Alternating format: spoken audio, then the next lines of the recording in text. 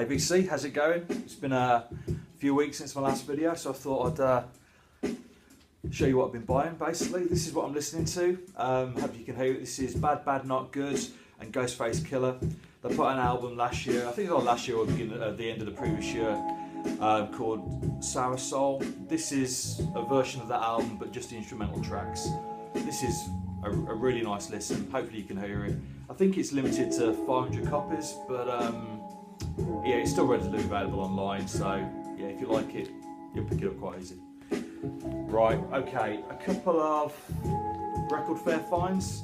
This is I think the first Philip Church album. I think this is from 69 or 70. It's on the Cadet label. Yeah, I picked this up at Record Fair last weekend. This is a really nice album. It's something that I've been after for a little while. I've shared a couple of his albums, I think, previously. Yeah, this is. It's got a few really nice cover versions on here. It's got 2 Hendrix covers, Crosstown Traffic and Voodoo Child.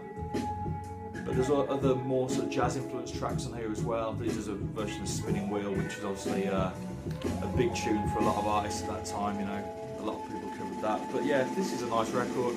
I really like the sleeve as well. I think it's a nice cover. But yeah, I was really pleased to pick that up. It's one I've been after for a while, so cool. Right, okay. This was only cheap. This is the first album from Rufus. This is a bit of a Frankenstein, this album. It's a bit of a mixed bag. Obviously, as the band progressed, the focus became more around Chaka Khan and her.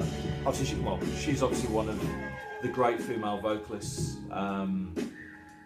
She's obviously associated with a lot of soul music, but I think she's more of a jazz singer rather than a soul singer. Personally, she's got a great voice. On this album, I think she sings lead on 3 or 4 songs. The rest of it, there's a male vocal, which I don't think those tracks work anywhere near as well as the more soul-influenced stuff that Chaka Khan sings on. So yeah, it's a bit of a mixed bag, this one, but it's interesting just to see, where the band started and compared to where they ended up, So, but yeah, nice record. Pleased to pick it up. It's only cheap. Right. Okay. Another cheap Record Fair pickup. Fatback Band, Night Fever. Another quite inappropriate cover from them. Yeah. But yeah, this is on Spring Records.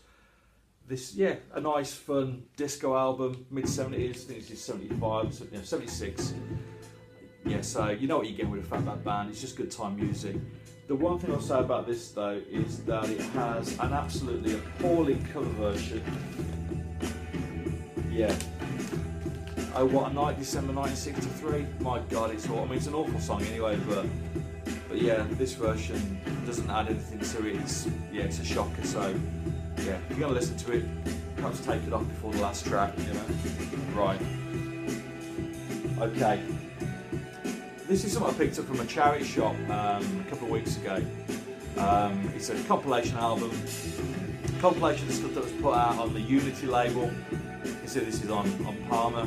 It's all ska stuff, late 60s. This is from 69. It's got people like Stranger Cole, Tommy McCook, yeah, Lester Sterling. A mixture of artists from that sort of period, that ska sound.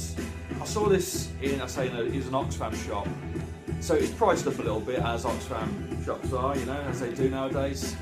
But this is quite a sought after record.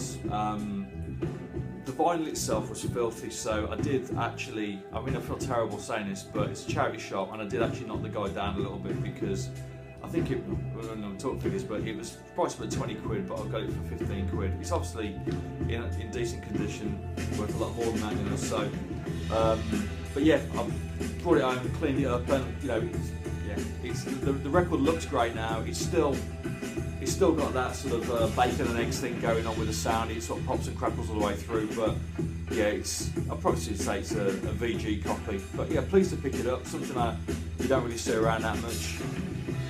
Saying that, actually, this record now, on the day that I picked some on the lunchtime, and on the afternoon, I was in a car accident on the afternoon.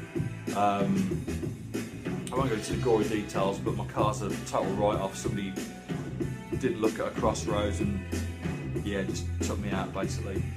So yeah, so I was at the scene of this accident, police turning up, all that sort of stuff, and it absolutely started to piss it down. I'm standing on the side of the road, and of course my car's going to be towed, so I've got as much stuff out of my car as I can, just mainly bags of CDs and this.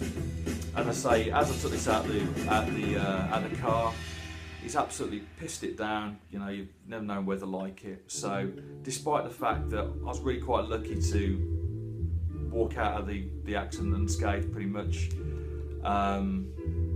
and the fact that my car was a total write-off and was being towed away, the only thing that I was really worried about was trying not to get the sleeve wet of this record. So yeah, that says something a little bit about us record collectors, I think. You know, it's fucked up really, but there you go. But anyway, yeah, good record. Okay, I picked up these two Prince reissues. This is first and second albums for You and Prince. Most of you will know these records. I have all of Prince's stuff. He's probably the only artist where I've got, over the years, I've bought everything that he's released. Obviously he made a lot of very average records throughout the 90s and 2000s. There's some great records in there, don't get me wrong, but on all of those records are some wonderful tunes sort of buried away.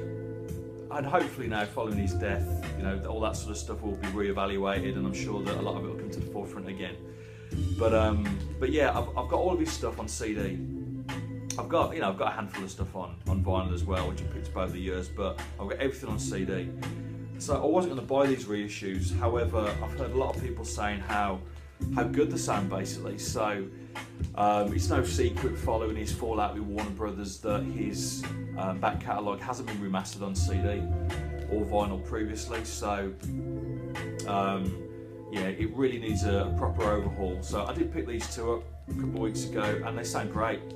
Actually, the first album was a record which, although I've played it quite a bit over the years, it's never really been one of my favourites of his albums. I mean, basically he put out a run of albums in the 80s, 1999 through to Love Sexy, which for me, I don't think anybody's released a run of albums to match that. And I know it's a big statement. You've got obviously the stuff that Bowie put out in the 70s, you know, say, I don't know, from say Young Americans through to Scary Monsters. And I know you're going to start saying, well, what about Ziggy Stardust and Hunky Dory? But yeah, I wouldn't say it's a consistent run. You've got pin-ups in the middle, and you're not having that.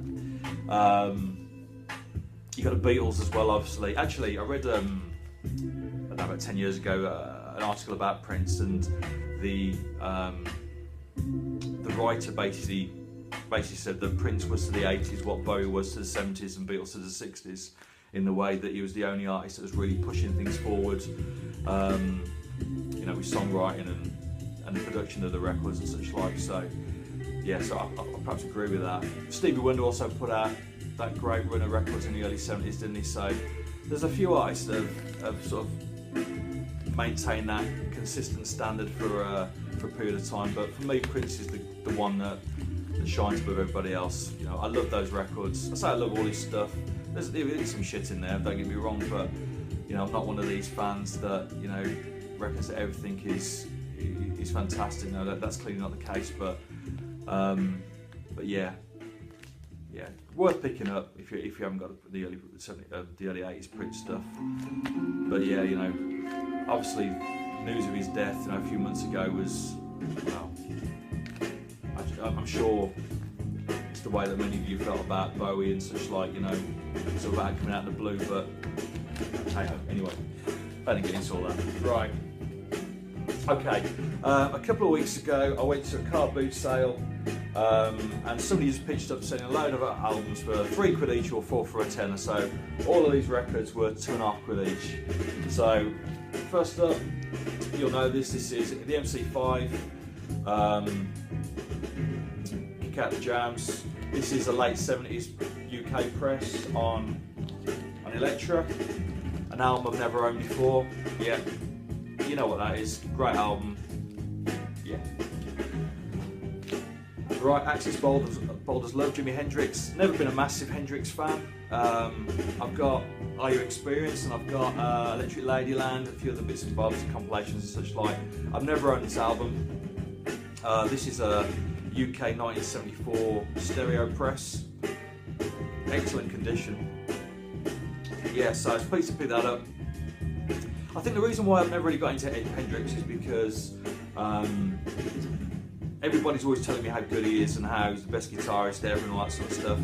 That's great, but I think I'm one of these people that if somebody keeps telling me that something is great and that I should like it and you know whatever, I think I tend to turn away from it a little bit. But yeah, no, please pick that up. Please got a copy. Great album. You know what that is. Right. Okay.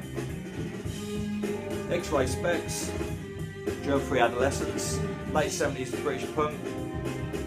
I've already got a copy of this. This is an upgrade for me.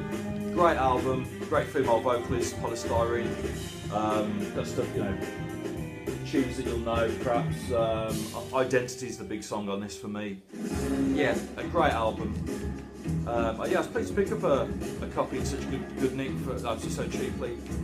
But yeah, most of you will know that. But yeah, good UK punk album. Right, a couple of Jesus and Mary Chain albums. First up, Darklands. This is probably my favourite Jesus and Mary Chain record. It's got stuff like April Skies on there. That was the big single, great song. As I've got older, I keep going back to these records more and more. Yeah, I love their sounds. I know Psycho Candy is the one that everybody normally quotes as being, you know, their best work, but for me, Darklands and the other one that I picked up, that's Barbed Wire Kisses, which is a B-sides and bits and bobs collection. Yeah, I mean they're not particularly scarce records, but in great condition for £2.50. I'll take them every day of the week. So, right, a couple of Suicide albums. A Way of Life, first of all, late 80s. This is 88. I didn't know the tracks on this record. I knew actually one of the songs was on a compilation that Jarvis Cocker put together 5 or 10 years ago. I think it was Jukebox Baby, which is a track on here. Yeah, and this is a really nice record. When I saw it as 88, I was thinking, is this something I'm going to want to listen to? But really pleased to get that one. I already had a copy of this. This is their first album. This is a great record. But again, this is an upgrade copy for me. But yeah, nice albums. I think most of you will know these, but yeah, good stuff. Right, okay, let's look at the time. Right, one more. So there's quite a few other bits and bobs that I picked up that I'm not showing, but I'll have to save it for another video. But this is another later Ramones album. It's alright. It's the Ramones, isn't it? You know, it sounds like the Ramones. But yeah, it's the Ramones. Say it again. Yeah, great cover, a little bit of soul. That's what kicks off the album. I think that's probably the reason why I'll keep hold of it. I won't move it on. But yeah, anyway, good stuff. Cheers. See you all soon. Bye.